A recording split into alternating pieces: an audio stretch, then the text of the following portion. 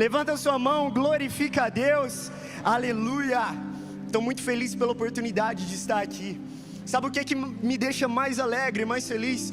É saber que nós não cremos em um Deus que está morto. Nós cremos em um Deus que vive, e Ele vive por toda a eternidade. E tenha certeza de uma coisa: se você está aqui hoje nesse lugar, não é à toa.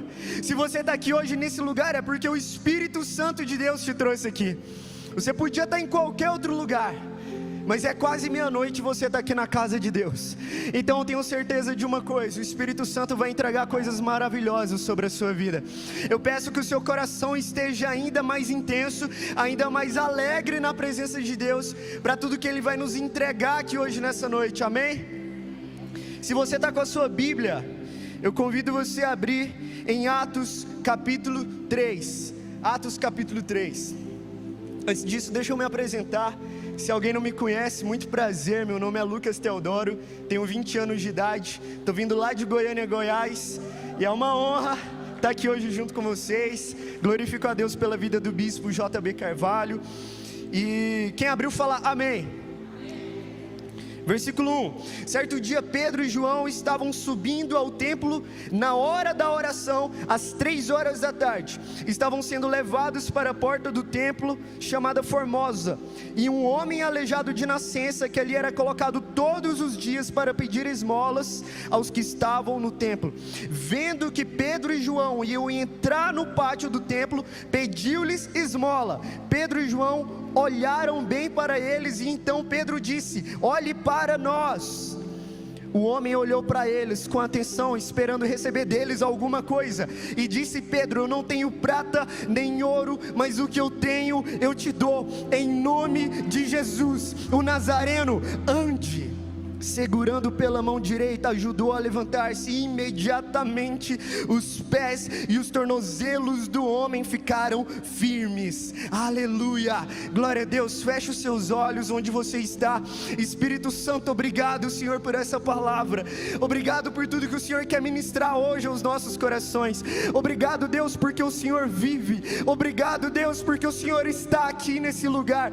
Obrigado por tudo que o Senhor tem feito e por tudo que o Senhor ainda vai fazer aqui hoje, nessa noite, Deus, em nome de Jesus, em nome de Jesus. Gente, olha que maravilhoso isso aqui. Aquele homem que estava sentado lá há tanto tempo, aleijado, ele está querendo algo de Pedro, e Pedro, ele entrega aquilo que ele tem. Sabe o que ele tem? Algo que aconteceu um pouco depois da ressurreição de Jesus. Porque quando Jesus ressuscitou, Ele virou para os discípulos e ele disse: fiquem em Jerusalém, até que do alto vocês sejam revestidos de poder. Então eles buscaram a presença de Deus, e na palavra de Deus vai dizer que eles estavam todos reunidos no mesmo lugar, e de repente veio do céu um som como de um vento veemente e impetuoso, e preencheu toda aquela casa que eles estavam sentados, e foram vistas ali línguas como que de fogo, e eles foram cheios do Espírito Santo. Então eles estavam cheios de quê? Do Espírito Santo. Eles estavam cheios de quê? Da presença de Deus. E quando aquele aleijado olha para Pedro e fala: eu quero algo de você, me dá uma esmola. Pedro, ele vai dizer: eu não tenho ouro, eu não tenho prata, mas o que eu tenho eu te dou, levanta e anda.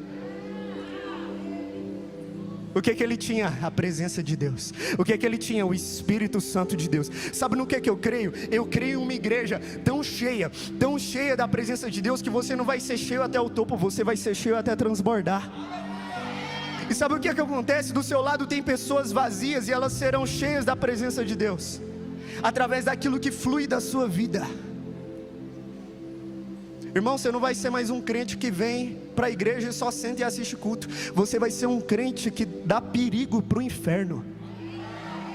Sabe por quê? Porque está escrito: as portas do inferno não prevalecerão contra a igreja do Senhor. Esses dias Deus me levou para pregar numa escola, um colégio militar. Os meninos conseguiram chegar lá no diretor e falou: não, vai vir aí um coach, dar uma palestra motivacional pra gente. E me colocaram lá. Quando eu cheguei, eu acho que o policial olhou meu Instagram, viu que eu era crente, missionário, tá lá, evangelista. Eu acho que esse policial olhou, não sei, só sei que quando eu cheguei na porta, ele me barrou, ele disse: aqui você não fala de Jesus. Eu olhei na hora, engoli seco, eu pensei, vou falar de quê? Eu não sei falar outra coisa. Eu não sei dar aula, essas coisas não, eu só sei falar de Jesus. Vou falar o que para esses meninos? Ele reuniu aquele tanto de aluno no meio do pátio, e o homem estava armado, gente, me olhando. Ele ficou no canto, com o braço cruzado, me olhando. Eu olhando para ele, ele olhando para mim. Aí ele me deu o microfone, e aquele tanto de aluno também me olhando. E eu pensando, meu Deus, o que é que eu faço agora? O que é que eu faço agora? O que é que eu faço agora?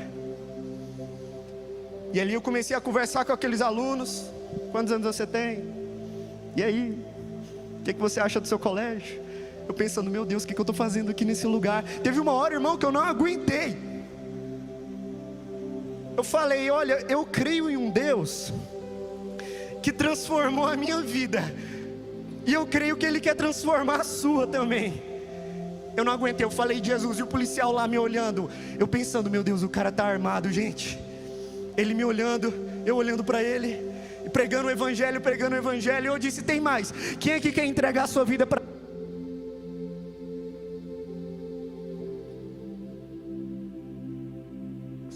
Amém, glória a Deus. Eu perguntei, quem aqui quer entregar a vida para Jesus? Aí aquele tanto de aluno, só em uma manhã no colégio, 500 alunos entregaram a vida para Jesus. Eles correram na frente, chorando na presença de Deus, entregando a vida para Jesus. E sabe o que aconteceu? O policial que me barrou estava lá também entregando a vida para Jesus, chorando na presença de Deus. Sabe por quê? Porque está escrito, as portas do inferno não prevalecerão contra a igreja do Senhor. Não é a nossa palavra, não é a palavra do Lucas Teodoro, não é a nossa, é a palavra dele. E eu creio em uma geração que dá prejuízo para o inferno. Eu creio em uma geração tão cheia da presença de Deus, que sabe o que vai acontecer? Vai aparecer enfermos do seu lado, e você vai declarar cura, e eles serão curados em nome de Jesus. Talvez as pessoas vão querer outra coisa de você. Talvez as pessoas vão querer de você aquilo que você não é, e você vai dizer, isso eu não sou, mas o que eu tenho eu te dou, a presença de Deus. Sabe, eu entreguei minha vida para Jesus ainda adolescente, 14 anos de idade. Quem aqui tem 14 anos? Levanta a mão. 14 anos, eu era da sua idade. Eu entreguei minha vida para Jesus com a sua idade. Eu vim na frente, entreguei a minha vida para Ele. E naquele dia eu disse, Senhor, eu quero ser usado, eis-me aqui, me usa para fazer a sua vontade acima da minha. E ali eu comecei a viver a vontade de Deus, a vontade dEle sobre a minha vida. E de repente, quando eu estava ali fazendo a vontade dEle, pá, câncer. Eu vim aqui ano passado nessa igreja, eu contei esse testemunho. De repente eu fui diagnosticado com câncer com 16 anos de idade. Eu pensei, Deus, e agora? Sabe por quê? Porque Deus, Ele tinha entregado palavras sobre a minha vida. Ele disse, eu vou te usar para pregar a minha palavra. Eu vou te usar para ir às nações levar o Evangelho. Eu vou te usar. E de repente a minha realidade era Hospital do Câncer. Eu disse, Deus, isso aqui está muito diferente do que aquilo que o Senhor falou. O Senhor disse que me usaria para pregar o Evangelho, que os meus pés pisariam em outras nações, mas a minha realidade agora é que os meus pés estão pisando no Hospital do Câncer. O que é isso? Sabe o que Ele dizia, meu filho? O meu plano é muito maior do que o seu entendimento,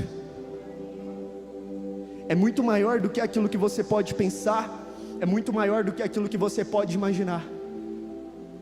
Sabe, eu lembro que lá era uma sala muito gelada e fria, onde eu tomava quimioterapia. Comecei a tomar quimioterapia, meu cabelo caiu, estava muito magro, e eu ficava ali naquela sala o dia inteiro com aqueles medicamentos ligados na minha veia. E ali eu orava dizendo: Senhor, se não for a sua presença aqui nesse lugar, a verdade é que eu não tenho força nenhuma para prosseguir. Por isso eu te peço, Deus, seja o fogo em minhas veias. Eu não quero ser guiado pelo meu entendimento, eu não quero ser guiado por uma visão carnal, eu quero ser guiado por uma visão espiritual. Sabe o que é isso? É você passar a enxergar não como o homem enxerga, mas como Deus enxerga.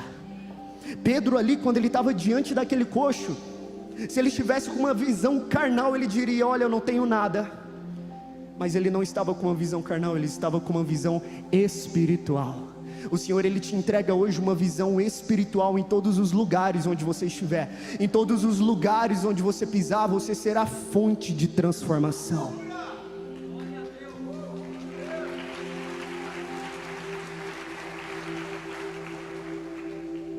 Mês passado, nós estávamos pregando o Evangelho em 15 países da Europa. E eu já não tinha mais câncer.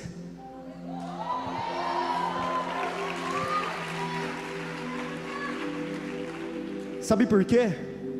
Porque nós não cremos em um Deus que está morto, nós cremos em um Deus que vive. Ele supera a nossa expectativa, Ele supera todo o nosso entendimento, e Ele nos surpreende para dizer: o meu plano é muito maior do que o seu entendimento. Ele quer dizer isso para você hoje: o meu plano é muito maior do que o seu entendimento. Já chega de viver uma vida rasa. O Espírito Santo de Deus, Ele está querendo te guiar para um nível ainda mais profundo com a presença dEle, mas isso vai exigir algo de você. Lucas, o que vai exigir de mim? Renúncia. Porque Jesus, Ele disse: aquele que quer vir após mim, negue-se a si mesmo diariamente, tome a sua cruz e siga-me. O Evangelho vai exigir que você saia do banco, o Evangelho vai exigir que você saia da sua zona de conforto, o Evangelho vai exigir que você saia da sua visão carnal e se entregue por completo na presença de Deus. E sabe o que vai acontecer? Você vai ser um crente espiritual. Você não vai ter vergonha do Evangelho. Pelo contrário, você vai ser um dos que vai bater no peito e dizer: eu não me envergonho do Evangelho, porque ele é poder de Deus para a salvação de todo aquele que crê. E onde você estiver, você será fonte de transformação. Sabe o que mais que Jesus nos disse depois da ressurreição dele? Ele disse: esses sinais seguirão aqueles que crerem. Ele diz: vocês imporão a mão sobre os enfermos e eles serão curados. Não é a minha palavra, não, o próprio Jesus deixou isso bem claro.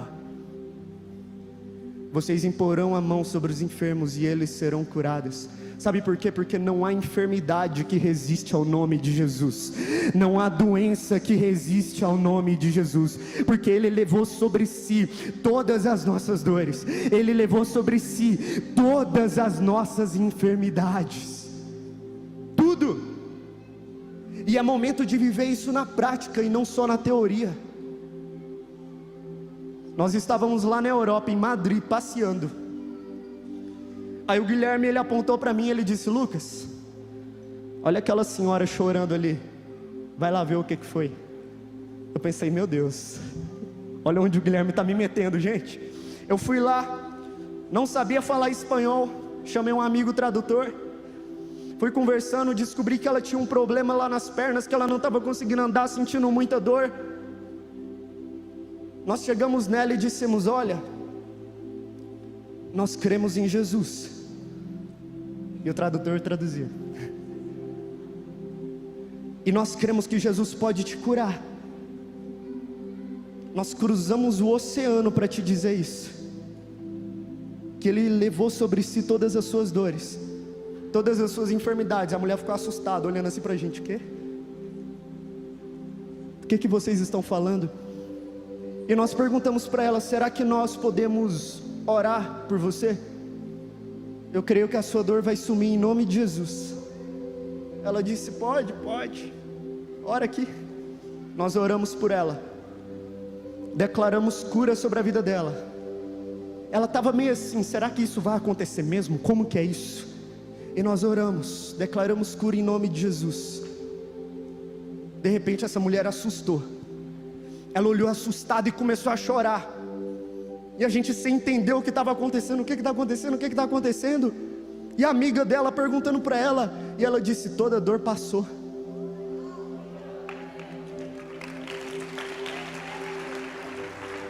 Sabe por quê?